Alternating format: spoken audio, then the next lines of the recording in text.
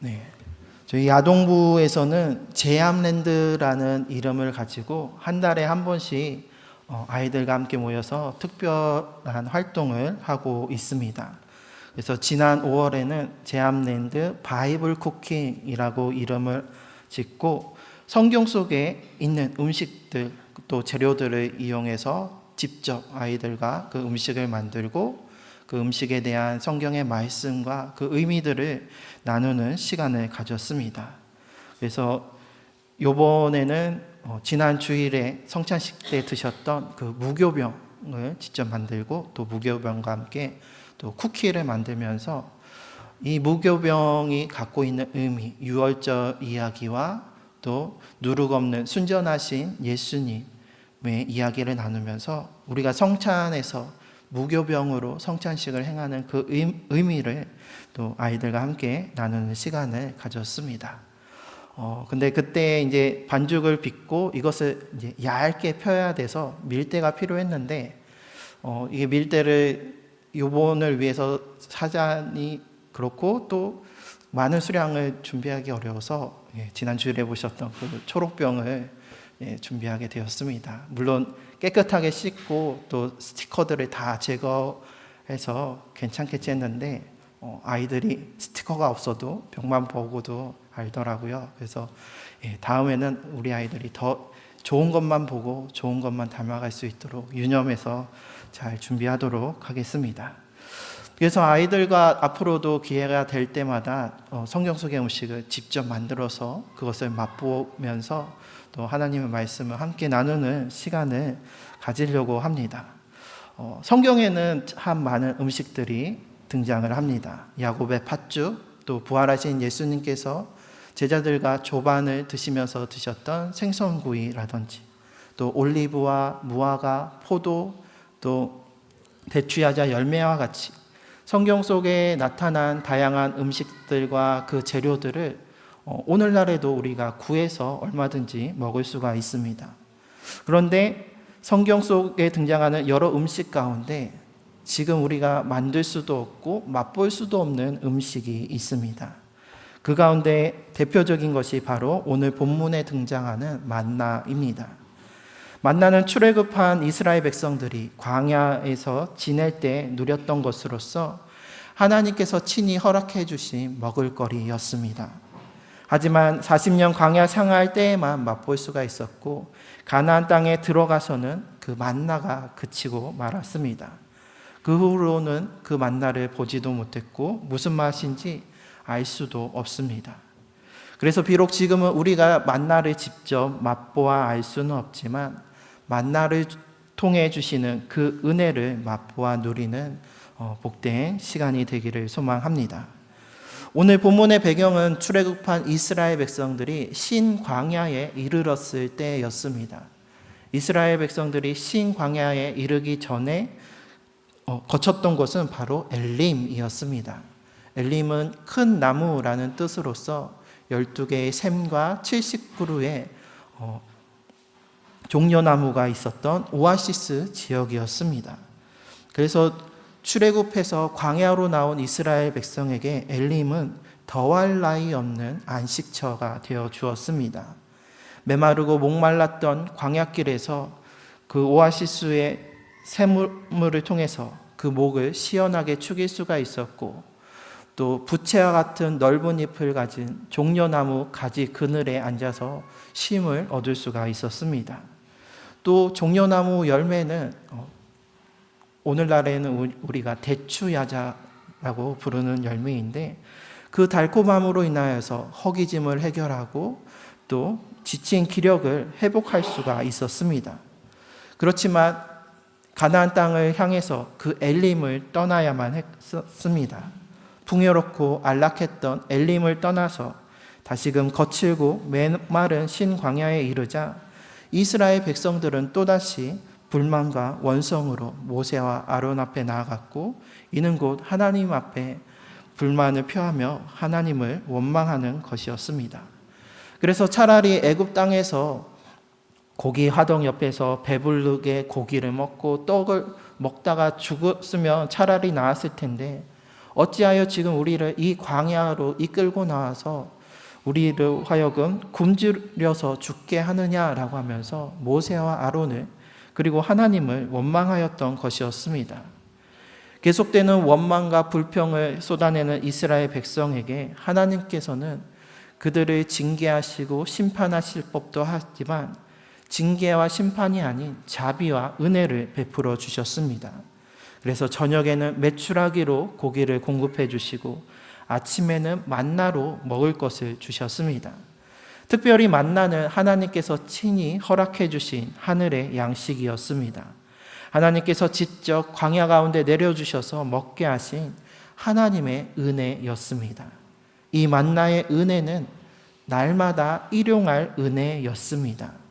하나님께서는 만나를 거둘 때에 각 사람은 수요대로 먹을 만큼 한 오멜씩 거두게 하셨습니다.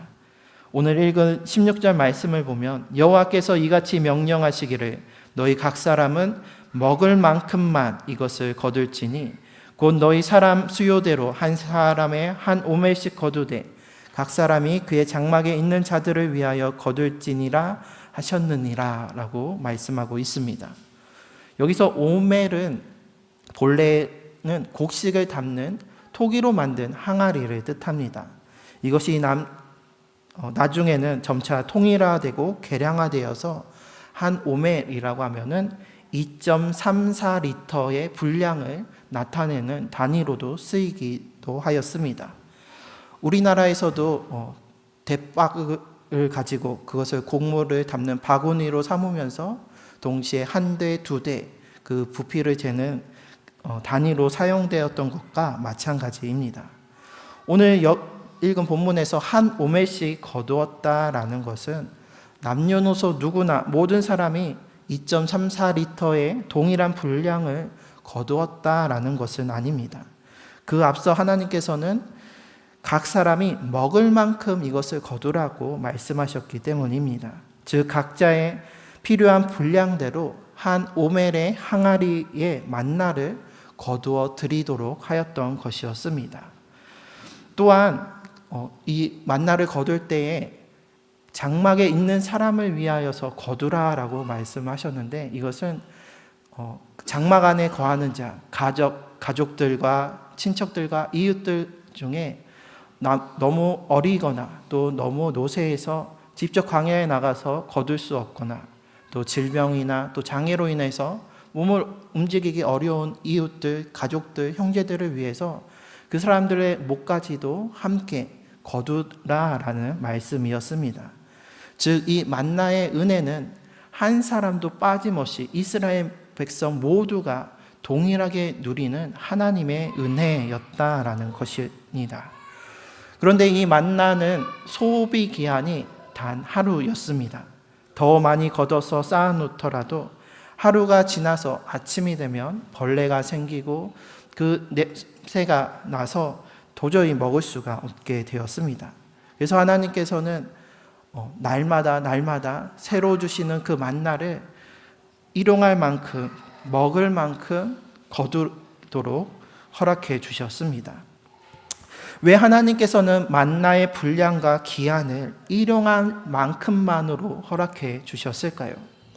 이것은 하나님께서 날마다 은혜로 우리를 돌보아 주심으로 하나님께서 나의 하나님, 우리의 하나님이 되심을 알게 하시기 위함이었습니다. 이에 대해서 12절 말씀을 보면 내가 이스라엘 자손의 원망함을 들었노라. 그들에게 말하여 이르기를 너희가 해질 때에는 고기를 먹고 아침에는 떡으로 배부르니 내가 여호와 너희의 하나님인 줄 알리라 하라 하시니라. 하나님께서 만나를 내려주신 것은 내가 여호와 너희의 하나님인 줄을 알게 하시기 위함이었습니다.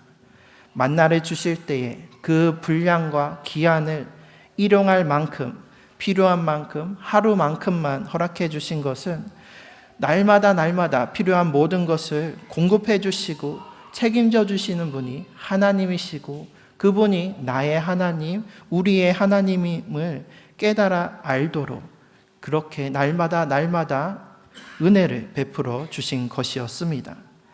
하지만 인간의 욕심과 탐심은 끝이 없고 만족함이 없습니다. 많이 가지고 또 많이 것을 누리고 있어도 나의 필요보다 더 많은 것을 가지기를 원하고 그것을 쌓아두면서 자기의 힘과 자기의 자랑으로 삼고 싶어 하는 것이 인간의 탐심입니다. 그래서 이스라엘 백성들 가운데서도 어떤 사람들은 하나님께서 주시는 그 일용할 은혜를 신뢰하지 못하고 만족하지 못했습니다. 그래서 하나님의 말씀에 순종하지 못하고 하나님께서 거두고 남기지 말라고 하셨지만 그 말씀을 어기고 다음날 아침까지 그것을 남겨두었습니다. 그때에 그 만나는 벌레가 생기고 냄새가 나서 도무지 먹을 수 없는 것이 되었습니다. 아무리 많이 남겨두고 쌓아두려고 해도 결국에는 아무런 소용이 없게 되었던 것이었습니다. 일반적으로 세상적으로 생각을 해보면 한 번에 많이 걷어서 저장해 두면 더 좋지 않겠느냐라고 할 수도 있습니다. 한 번에 미리 많이 거두어 두면 다음날 아침에 또 나가서 수고할 필요도 없고 또 위험과 또 여러 가지 변수가 많은 광야에서 미리 저장해 놓고 먹으면 보다 더 안정적인 삶을 영위할 수 있을 테니 미리 많이 거둬두고 미리 많이 쌓아두는 것이 합리적이다라고 생각할 수도 있습니다. 하지만 그것은 하나님의 뜻이 아니었습니다. 하나님께서 만나의 분량과 기한을 일용할 만큼만으로 허락해 주신 것은 사람으로 하여금 사람의 이러한 탐심과 욕심에 빠지지 않도록 돌보아 주시는 하나님의 은혜였습니다. 최근에 AI 인공지능과 빅데이터 또 로봇 기술과 과학의 발전으로 인해서 4차 산업이 인류의 미래를 크게 변화시킬 것이라고 다들 입을 모아 얘기하고 있습니다. 최근에 발표됐던 인공지능인 챗 GPT-4.5의 그 영상을 보면 정말로 기술이 이만큼이나 발전했구나라고 하면서 놀랄 수밖에 없었습니다. 그래서 이전에는 문자로 텍스트로 쓴 것으로 인식을 했다라고 하면 이제는 카메라를 통해서 이미지와 또 실시간으로 음성을 인식하면서 처리하는 것을 볼 수가 있었습니다. 그래서 사람과 직접 이야기하는 것을 시연을 했었는데 그때 카메라를 통해서 사람의 표정을 파악을 하면서 그 표정을 통해서 감정을 읽어내고 또 대화하면서 그 감정과 분위기에 맞게 농담까지 하는 것을 볼 수가 있었습니다. 또 영어로 말하면은 그거를 바로 한국어로 번역해 주는 등 정말 이제는 기술의 발전이 인류의 생활의 양식과 또 삶을 이전과는 전혀 다른 모습의 삶으로 변화시킬 것이라 여겨집니다. 그래서 이러한 변화를 사람들이 이제 4차 산업 혁명이라고 이야기하고 있습니다. 이처럼 인류사에 있어서 혁명적인 변화의 사건들이 있었는데 그 가운데 가장 첫 번째 되는 인류사에 있어서 변곡점이 되는 혁명적인 사건으로 신석기 혁명을 이야기합니다. 영국의 고고학자인 고든 차일드가 주장한 개념인데요. 차일드는 특별히 고대 선사시대 때 신석기 시대 때 농경이 시작되면서 이것이 인류의 삶을 변화시킨 혁명적인 대사건이다라는 뜻에서 농경을 신석기 혁명이라고 표현을 했습니다. 신석기 이전 구석기 시대의 인류들은 사냥과 채집에 의존을 했습니다. 그래서 사냥과 먹잇감 그리고 열매들을 쫓아서 날마다 이동하는 생활을 했습니다. 그런데 신석기 시대에 이르러서는 이제 사냥 대신에 목축을 하고 채집 대신에 농사를 시작하게 되었습니다. 특별히 농경으로 인해서 인류는 이제 더 이상 먹을 것을 찾아 이동할 필요가 없어졌던 것이었습니다. 불확실하고 위험한 사냥과 채집이 아니라 농경을 통해 풍요와 안정을 누리는 삶을 살아가게 되었습니다. 그렇게 농사를 지으면서 정착하게 되고 정착을 하면서 가족이 마을이 되고 마을이 도시가 되면서 문명이 발달하게 되었습니다. 하지만 그와 동시에 계급의 분화와 소유에 따른 불만과 갈등들이 또한 시작되게 되었습니다. 그 중심이 되었던 것이 바로 농업으로 인한 잉여 생산물들이었습니다. 사냥과 채집을 할 때에는 그때그때 필요한 만큼만 사냥하고 먹고, 먹을 것이 떨어지면 또다시 사냥하고 채집하는 그런 생활을 했다라고 하면은, 이제는 농사를 시작하면서 정착하면서 밭을 일구면서 그 땅의 소산을 가지고 먹고 살면서 오히려 그것이 날마다 열매를 맺으면서 풍족한 삶을 살아가면서 그 남은 것들을 쌓아두게 되었다라는 것입니다. 하지만 이러한 잉여 생산물로 인해서 많이 가진 자와 적게 가진 자가 나뉘어지게 되었습니다. 그러다가 자연재해나 병충해와 같이 예기치 못한 일들로 인해서 흉작이 되면 자연스럽게 잉여 생산물들을 많이 남겨두고 쌓아둔 자들이 권력을 행사하게 되었습니다. 이런 것들이 점차 반복되고 시간이 지나면서 인간 사회에 계급이 생겨나고 계급이 발전하게 된 것이었습니다. 그리고 이것은 오늘날에도 여전히 마찬가지입니다. 노예제도나 신분제와 같이 눈에 보이는 계급은 사라졌지만 여전히 계급과 계층은 우리 사회 가운데 여러 가지 형태로 보이지 않는 여러 가지 모습으로 존재하고 있습니다. 그래서 상류층과 중산층, 하류층을 나누고, 또 나이로 MZ 세대와 꼰대 세대를 나누고, 또 인기로 인싸와 아싸를 나누는 등 돈과 명예와 명성, 인기와 권력, 나이 등 무엇이든지 누가 남보다 얼마나 더 많은 것을 가지고 있는가로 보이지 않는 계급과 계층들을 여전히 만들어내고 있다라는 것입니다. 그래서 내게 일용할 것에 만족하지 못하고 남들보다 더 많이 가지고 더 높아지기 위해서 일용할 것 이상으로 필요한 것 이상의 것들을 구하며 살아가고 있습니다. 이것이 바로 탐심과 욕심입니다. 그리고 그로 인한 불평등과 갈등이 오늘날에도 여전히 계속되고 있습니다. 즉 일용할 것 이상의 물질이 탐심과 욕심의 방아쇠가 되어서 결국에는 남들을 나보다 낮게 여기고 나아가서는 나를 하나님보다 높게 여기는 교만의 죄에 이르게 하는 것입니다. 이러한 인간의 연약함과 그 욕심과 탐심을 아시는 하나님께서는 그래서 만나의 분량을 일용할 만큼만 허락해 주시고 만나의 기간을 하루로 제한하셨던 것이었습니다. 만일 만나가 썩지 아니할 것이었다라고 한다면 이스라엘 백성들은 저마다 자기의 그 항아리뿐만이 아니라 자기의 곳간을 가득 넘치도록 채우고자 했을 것입니다. 그리고는 그것을 내려주신 하나님의 은혜보다는 그것을 거두어 드리는 자기의 수고와 노력을 자랑하면서 하나님의 은혜에 감사하며 영광을 돌리기보다는 자기에게 영광을 돌리려 했을 것입니다. 광야에서 계속해서 불평과 불만을 쏟아내고 만족하지 못했던 이스라엘 백성들의 모습을 보면 이는 자명한 일입니다. 그렇기에 만나의 분량과 기한을 제한하여서 주신 것은 오히려 하나님의 은혜가 됩니다. 우리로 하여금 욕심과 탐심에 빠지지 않고 하나님보다 나를 자랑하고 높이며 또 이웃을 형제를 나보다 낮게 여기는 교만의 죄에 빠지지 않도록 이끄시는 하나님의 은혜가 바로 만나의 은혜입니다. 이러한 만나의 은혜를 오늘 우리도 맛보아 누리기를 소망합니다. 얼마 전에 한 성도님의 가정과 대화를 나누는 가운데 이러한 믿음의 고백을 듣게 되었습니다. 오늘 설교를 준비하게 된 계기가 되기도 하였습니다. 그 고백은 지금까지 인생을 살펴보니 하나님께서 날마다 우리에게 일용할 모든 것을, 필요한 모든 것을 채워주셨다라는 고백이었습니다. 때로는 일이 없고 또 통장의 잔고가 줄어들어서 다음 날이 염려되기도 하였지만 놀랍게도 그때마다 하나님께서 여러 가지 방법과 또 여러 가지 모습으로 채워주셨다라는 것이었습니다.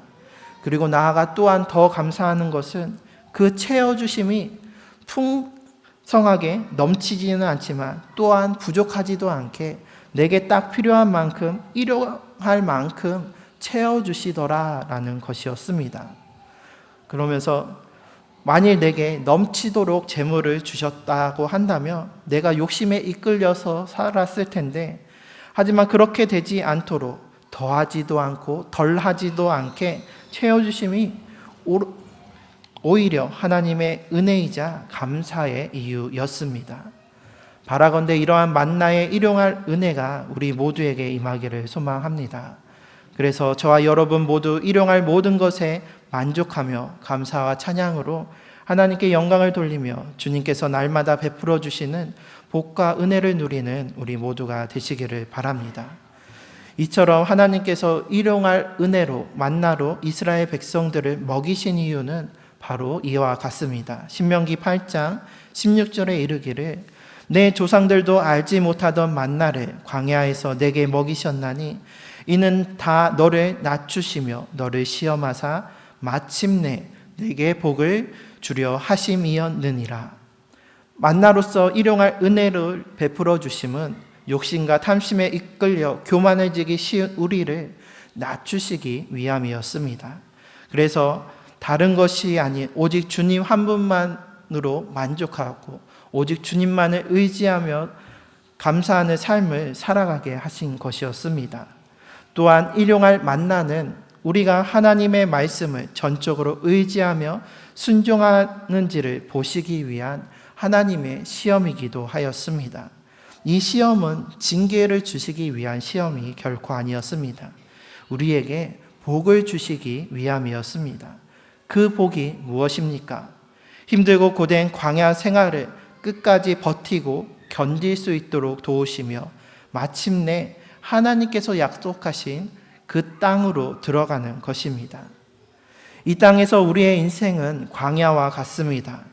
제3차 세계대전이 염려되는 국제적인 긴장과 갈등의 이 전쟁의 시대, 그리고 또 코로나 이후 계속되는 사회적이고 경제적인 여파로 인해 어느 때보다도 힘든 시기를, 정말로 광야 한가운데를 걸어가는 것과 같은 시간들을 보내고 있습니다.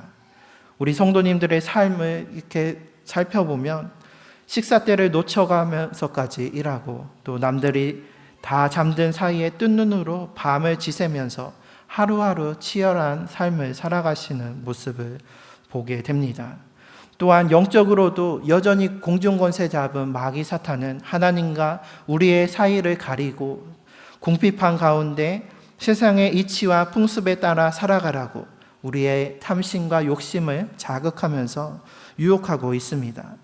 이러한 광야 같은 세상 속에서 험한 광야길을 하루하루 걸어가는 것이 너무나도 힘겹고 버티기 어려울 때가 많습니다. 매일매일 하루가 처음 시작하는 날이기에 처음 가는 그 길에 대한 불안과 걱정이, 그리고 이 길의 끝이 어떠할지 내일에 대한 근심과 염려가 찾아오곤 합니다. 하지만 주의 백성, 주의 자녀된 자에게는 하나님께서 날마다 일용할 은혜를 베풀어 주십니다. 그래서 이 광야 같은 세상을 끝까지 버티고 견딜 수 있도록 일용할 모든 것을 주심으로 우리의 힘과 능력이 되어 주십니다. 물론 우리가 세상을 살아가면서 돈과 물질 없이는 살아갈 수가 없습니다. 아담 이후로 죄로 인하여서 우리 모두는 흙으로 돌아갈 때까지 수고하면서 얼굴에 땀을 흘리며 먹을 것을 구하고 필요한 것들을 거둬들이는 것을 드리는 그러한 삶을 살아가야 합니다. 이것이 죄된 인간의 모든 인생이라 할 수가 있습니다. 이때의 세상의 사람들은 저마다 자기의 탐심과 욕심에 이끌려서 남들보다 더 많이 거두고 더 많이 쌓아두고자 합니다. 하지만 그리스도인들로서 우리는 세상과 구별된 성도임을 기억해야 합니다. 그렇기에 세상 사람들과 같이 세상의 욕심과 탐심에 이끌려 더 많은 것을 쌓아두려는 것이 아니라 하나님의 자녀로서 하나님께서 우리에게 날마다 공급해 주시는 그 일용할 양식, 일용할 은혜에 감사하며 하나님만을 끝까지 의지하며 나아가야 합니다. 우리 그리스도인들은 예수 그리스도로 말미암아 죄 사함을 받은 구원받은 하나님의 자녀들입니다. 그렇기에 이제 더 이상 죄에 얽매이지 아니하고 더 이상 죄의 종노릇 하지 아니하며 오직 하나님의 자녀로서 살아가야 합니다.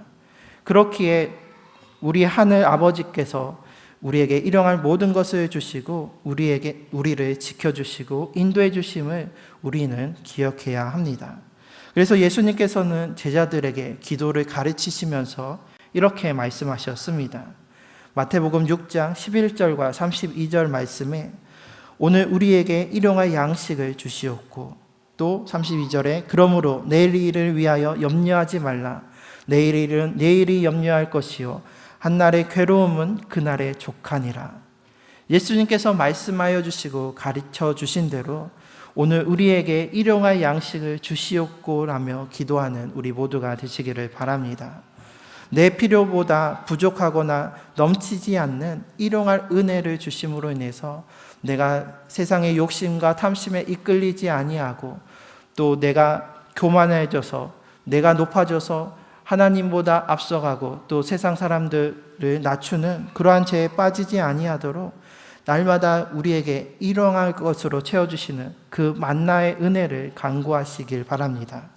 그때 날마다 만나의 은혜로 우리를 채워주시고 돌보아 주시는 하나님의 은혜를 경험하면서 무엇을 먹을까, 무엇을 입을까, 무엇을 마실까 염려하지 말고 오늘 내게 주시는 그 만나의 은혜로 감사하고 만족하며 오늘도 만나를 내려주시는 하나님께서 내일도 모레도 우리에게 날마다 만나를 내려주시는 것을 기억하시고 또 하나님께서 약속하신 땅, 그 하나님 나라에 이를 때까지 우리의 모든 것을, 우리의 모든 필요를 공급해 주시고 채워주심을 믿으면서 담대히 오늘을 그리고 하루하루를 살아가는 우리 모두가 되시기를 주님의 이름으로 축원합니다.